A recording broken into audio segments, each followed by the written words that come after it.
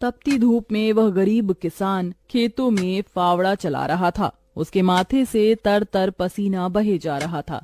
तभी गंगा गमछा उठाकर पिता का पसीना पोंछती है। बाबा, आपके माथे से कितना पसीना बह रहा है, आप थक भी गए हैं, थोड़ी देर आराम कर लो, फावड़ा मुझे दो। गंगा को खेत में फावड़ा चलाते देख सेवक राम की आंख भर आती है। मेरी गरीब बेटी के जिन हाथों में मेहंदी लगनी थी, उन्हीं नाजुक हाथों से मेरी गंगा सख्त फावड़ा चला रही है। तू एक गरीब की बेटी को ही ऐसा भाग्य देकर क्यों भेजता है भगवान? एक गरीब के जीवन की सबसे बड़ी दुविधा बेटी को ब्याहना होता है। ये कहानी है ऐसे ही किसान सेवक राम की, जो बड़ा गरीब है। उसकी दो बेटी गंगा और अंजू हैं। यूं बेटी सारा दिन तपती धूप में खेत में काम करते रहे। शाम को खेत का मालिक ब्रिज वहां आया। अरे ओ सेवक राम, सारा खेत जोत दिया? जी ब्रिज बाबू, खेत भी जोत दिया और बीज भी बो दिया। ये ले, तेरे परिवार की आज की दिहाड़ी 250 रुपए। ये क्या मालिक, आप पैसे तो कम दे रहे हैं। पहले मेरी अकेले की दिहाड़ी आप मुझे 200 रुपए देते थे, फिर घटाकर 100 रुपए कर दिया और फिर सीधे 70 रुपए कर दिया, और उसमें भी पूरे पैसे नहीं दे रहे हैं। मैं, मेरी दोनों बेटी और पत्नी को मिलाकर हम कुल 4 जन आज खेत में दिन भर जर मर कर खटे हैं। अरे 30 रुपए ही तो कम है, उसमें क्या तू खरीद लेगा? है एक एक रुपया भी मेहनत से कमाना पड़ता है मालिक। फिर ब्रिज बाकी के 30 रुपए भी सेवक राम को दे देता है, जिसके बाद वह अपनी मढ़ई में आ जाते हैं और गंगा सबको खाना बनाकर खिलाती है और एक फटे गुदरी पर पूरा परिवार जमीन पर लेट जाता है। मगर एक पिता होते हुए सेवक राम चिंता में सो भी नहीं पाता। वह रात भर आंसुओं से बिछौना भिगोता है। अजी, आप अभी तक जाग रहे हैं? जिसके घर में जवान बेटी ब्याहने को हो, वो कैसे सोए? जाने मेरी गरीब बेटी के भाग्य में क्या लिखा है। भगवान ने सभी के घर आंगन में भाग्य जाग रहे हैं, मगर मेरी मढ़ई के आंगन में मंडप कब बनेगा? अजी, तुम चिंता मत करो, भगवान ने कहीं न कहीं जोड़ी बनाई होगी। सेवक राम का यही दुख कम न था। अभी तो और भी कठिनाई आने को थी। अगले दिन जब चारों खेत में पहुंचे कि तभी। क्यों रे सेवक, कल तू 30 रुपए के लिए पाठ पढ़ा रहा था, अब क्या करेगा? क्योंकि ये सारी की सारी जमीन तो पृथ्वीराज जी ने खरीद ली। तभी अंजू ने गंगा से कहा, दीदी, अब हम क्या खाएंगे? खेत बोकर ही तो थोड़े बहुत पैसे मिलते थे। सेवक राम अपने परिवार को प्रभु, कैसे होगी गंगा की शादी? और शादी नहीं। काम ढूंढते एक बड़े से मिल में आए, जहां शिव नाम का एक नौजवान गरीब मजदूर भी काम कर रहा था। जहां मजदूर राशन की बोरी भरी मालगाड़ी खींच रहे। सेवक राम ने काम मांगा, दोनों को काम मिल गया। गंगा अपने पिता की बराबरी में काम करती। तपती धूप से अक्सर उसके पांव और हाथ में मालगाड़ी खींचने से छाले से पड़ जाते, तो वहीं घर आकर वह अपनी माँ का हाथ बटाती। आप ही अपनी चक्की पीसती, कड़ी धूप में सड़कों से गोबर बीन कर लाती, उपले बनाती। एक दिन मालगाड़ी खींचते वक्त शिव उसकी मदद करता है। काका, क्या मैं आप दोनों के साथ खाना खा सकता हूँ?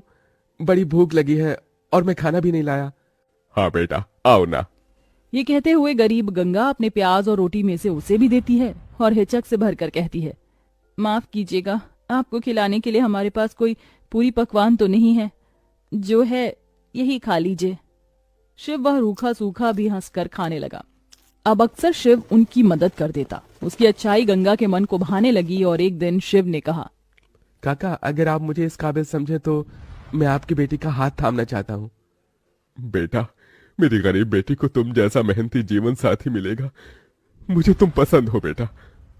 गरीब सेवक राम की दिली इच्छा तो थी कि गंगा को बड़ा और अच्छा घर द्वार मिले, मगर उसके मन में शिव को लेकर भी एक संतोष था। मगर सेवक राम ने जो कभी सोचा भी नहीं था, अगले दिन वो हुआ। कई बड़ी गाड़ियां लाइन से उसके चौखट पर आईं और शगुन से भरी थालियों के साथ शिव अपने परिवार के संग उनके घर आया।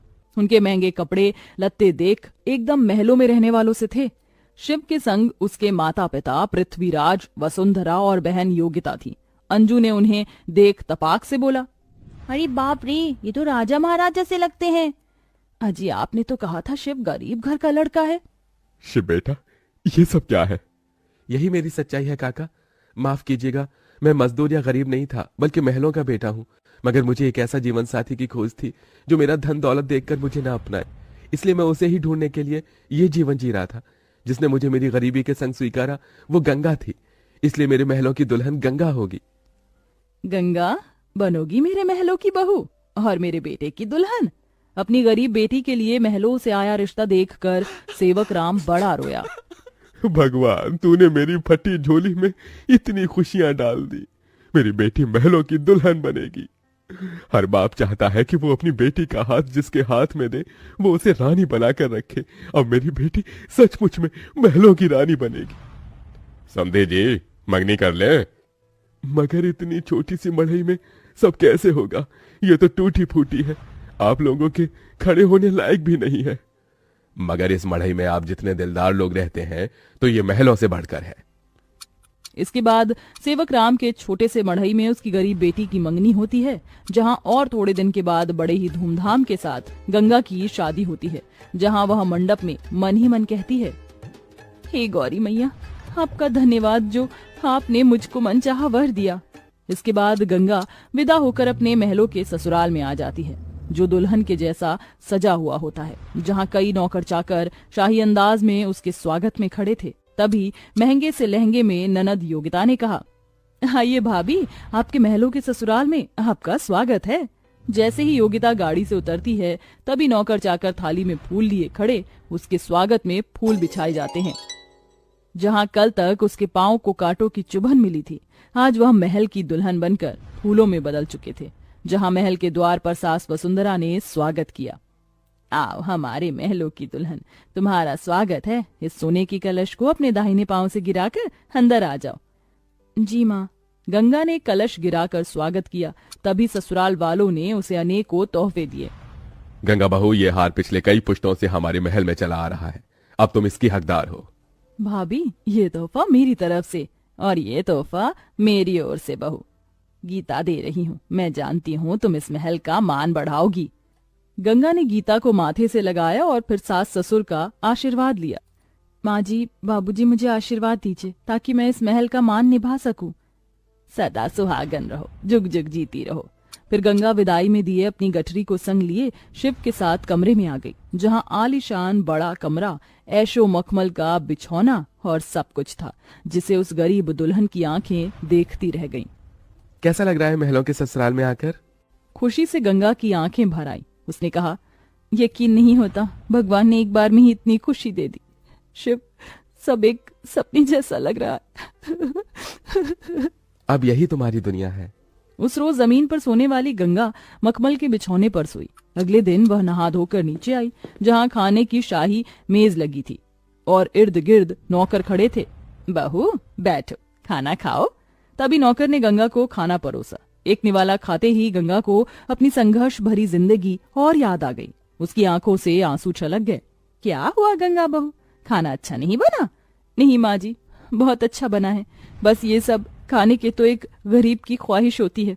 मैं बहुत खुश हूँ, बस चाहती हूँ कि हर लड़की को उसके सपनों का ससुराल मिले, जैसे मुझे मिला। थोड़े दिन में गंगा अपने महलों के ससुराल में सुखी से रहने लगी। किसी गरीब की बेटी को चुनकर हम भी ये पुण्य कमा सकते हैं।